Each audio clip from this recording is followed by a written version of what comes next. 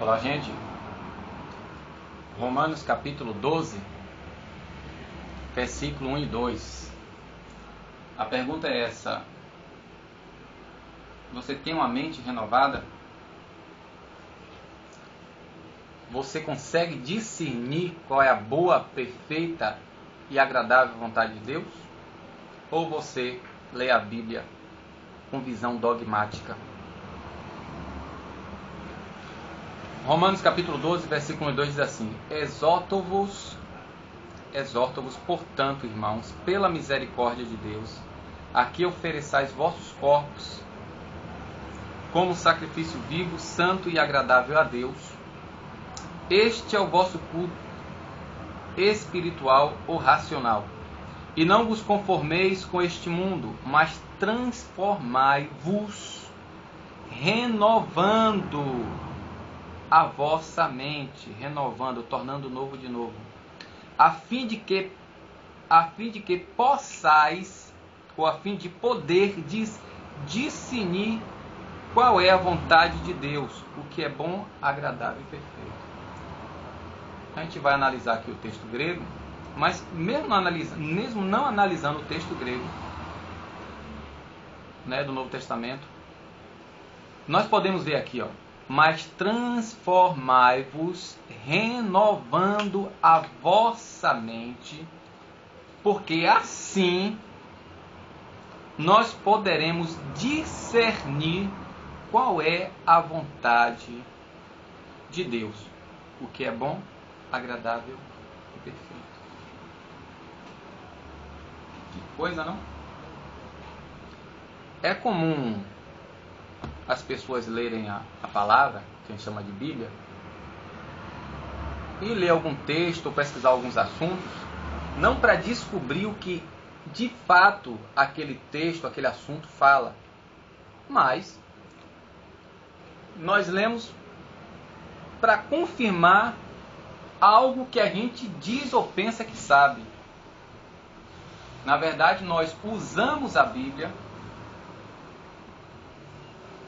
para fundamentar alguns dogmas que nós aprendemos ou que nós desenvolvemos. E aí, em vez de as nossas ideias, os nossos conceitos, o nosso modo de vida, a nossa crença ser baseado na Bíblia, nós queremos que a Bíblia seja baseada nos nossos conceitos, nos nossos dogmas, nas nossas crenças. Então, eu vou ler aqui como está escrito no texto grego e escrever aqui o versículo 2, que é a parte que mais chama a atenção, porque é nele que Paulo chama a nossa atenção para que a nossa mente seja sempre nova, renovada e não uma coisa engessada, que assim é, infelizmente, a maioria das pessoas religiosas. Mas o reino dos céus nos ensina diferente. Diz assim, eu vou lendo pausadamente e vou já traduzindo. Paracalô, rogo, exorto, imploro, por isso, portanto, rumais, a vós, adelphoi, irmãos, dia, por meio, tom, dos odais, oikitirmon, compaixões, tu theou, de Deus, parastensai,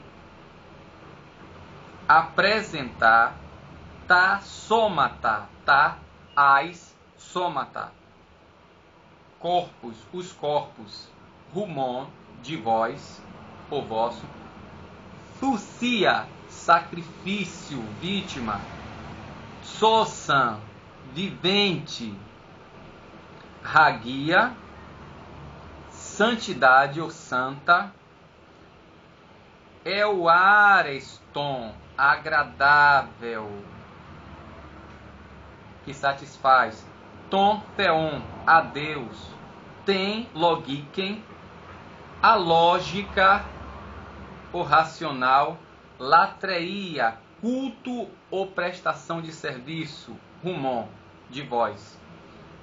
Caí e me não sus rematizes fé. Deixar ser modado ou modar-se. Tom, au, aione, século, tuto, deste. Alá, mais, metamorfuse. Sejam transformados te na anakainose, renovação, tu nós, da mente, eis para tom dogmatsein, a experimentar rumais a vós, ti qual que totelema, a vontade, tu feu de Deus, to agaton, a íntegra, ou boa, agradabilíssima, caí eurasten e agradável, caí teleio, perfeita. Rogo por isso a vós, irmão, por meio das compaixões de Deus, apresentar os corpos de vós a sacrifício vivente, santo, agradável a Deus, o lógico culto ou serviço vosso, e não se modelem ou deixem-se modelar-se ao século deste atual, mas sejam transformados na renovação da mente para o experimentar vós, para vocês experimentar qual a vontade de Deus, a boa, agradável e perfeita. É que em grego fica um pouco complicado para nós aqui, que a ordem é diferente, parecida com o inglês. Mas vou chamar a atenção dos irmãos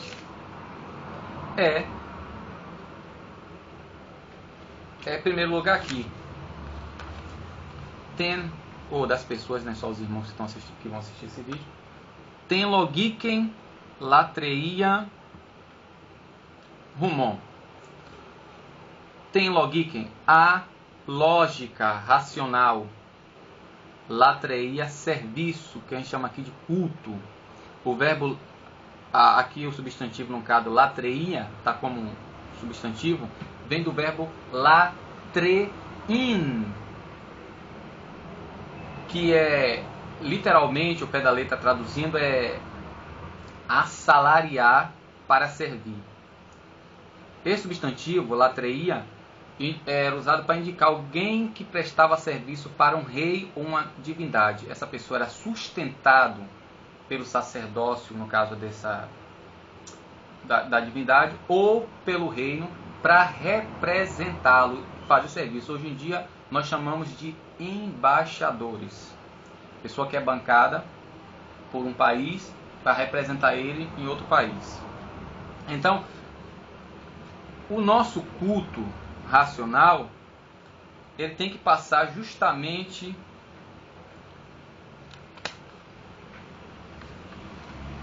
por esse processo aqui, ó. Anakainosen, renovação, literalmente na renovação. E o que é anakainosen? Nós primeiro temos que analisar isso. Kainotes quer dizer renovar. Aquilo que é novo, não me perdoe. Diga. Existe um adjetivo, kainos. Kainos é aquilo que é novo, que é recente, que é atual. Daí também ele deriva do substantivo kainotes. Kainotes fala daquilo que é novo, atual. Só que quando nós colocamos a preposição aná, como eu coloquei aqui em vermelho, aqui essa preposição, quando é prefixada, ela tem o significado de novo, outra vez. Então é novo, de novo. É aquilo que é constantemente renovado. Então a pergunta é essa: sua mente, ela é atualizada? Olha o que Paulo fala, ó. E não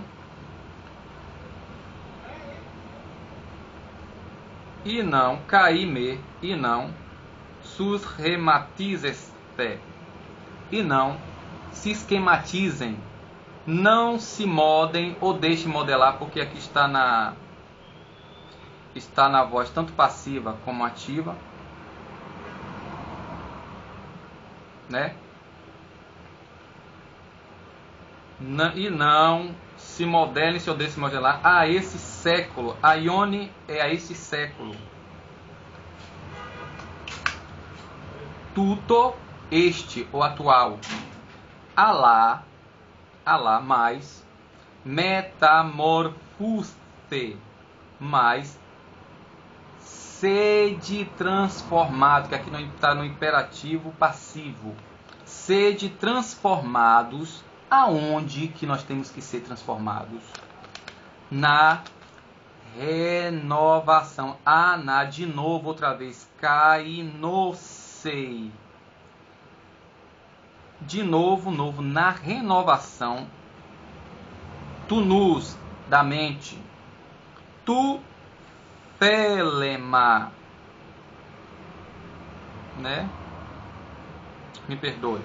E isto para o dogmazein, o experimentar, rumais a voz, ti qual, to, o telema, a vontade, tu, feu de Deus, to, agaton, o bom, cair, agradável, euraston, agradável, cair, teleion. Estou correndo um pouquinho porque eu estou na hora de trabalho. Então, o único modo de nós podermos experimentar algo e saber qual o real sabor, o real sentido, que a palavra sabor e sentido no grego tem o mesmo significado. Jesus disse: se o sal se tornar insípido, literalmente, se o sal se tornar sem sentido, sem lógica. Então, para nós sabermos o verdadeiro sentido,